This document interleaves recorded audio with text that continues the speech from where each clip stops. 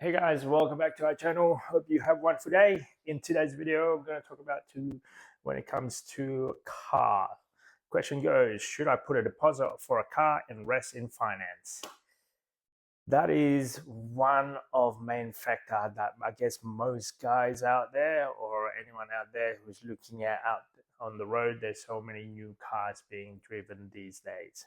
When I drive these days, especially now that I drive a lot more on the highway, I see lots of fancy cars out there. And I keep on wondering, how do people afford this on a normal wage? And I realized to myself that most of this vehicle on the road is actually on a car finance, whether it's on novated lease, maybe on I guess the other one is personal loan or whatever the fancy term. But at the end of the day, it's a car payment. When I saw cars being driven on the road that is really fancy, I'm looking at how much is that going to cost that person each week or each month. So it's funny thing is when I saw this post, should I put a deposit on a car and rest on finance? My answer is no, no finance at all. Just buy a car that you can use and that you can actually purchase in cash. The reason why that is because when you buy on a finance, not only let's say you get every week a certain dollar figure or every month a car payment around for with maybe about 12 months, 2 years, 3 5 years, whatever it is that you're doing. It adds up going to cost you a lot more. So with an assumption of, let's say, my vehicle, when we purchase them, say $50,000 vehicle, by the time you add in the interest and the paperwork, the admin fee, and let's assume that you're doing over 7 years, it's probably going to cost you roughly about $80,000 or $70,000 thereabout.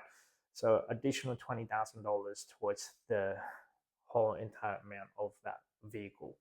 So you buy it at 50, you end up paying for 70 over a long period of time. Now, meanwhile, the vehicle, because you've been driving this for quite some time, let's assume that you're doing a long drive, what I do, between point A to point B to work or so, the value of that car is actually going down as well. So let's assume that you try to sell it in within that term of say 7 years or so. You can't get that car more than 50,000. Maybe if you're lucky, it'll be about 30, 20,000 thereabout or so, if not less, depending how many kilometers that you have that you use.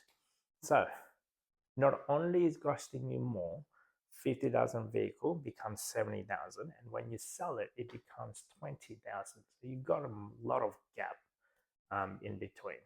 So for me personally, I don't do car finance at all.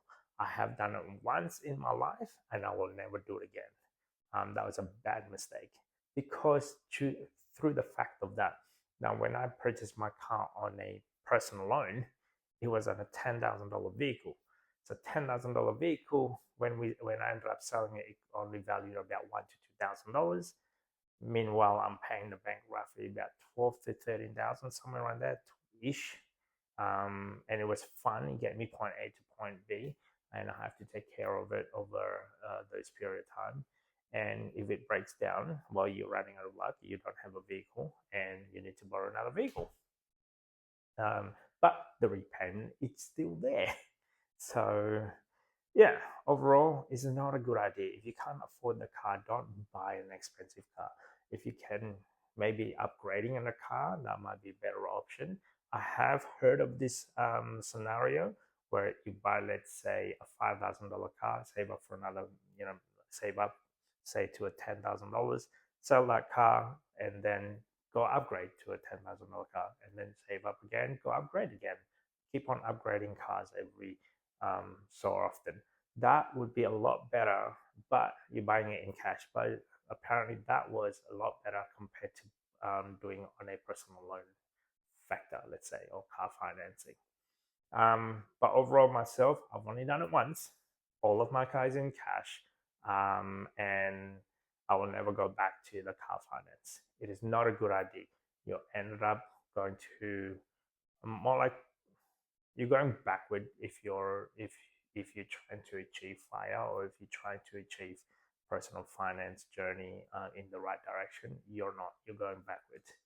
So this is from my personal experience, based on my personal, I guess, life that I've experienced throughout my journey when it comes to car finance.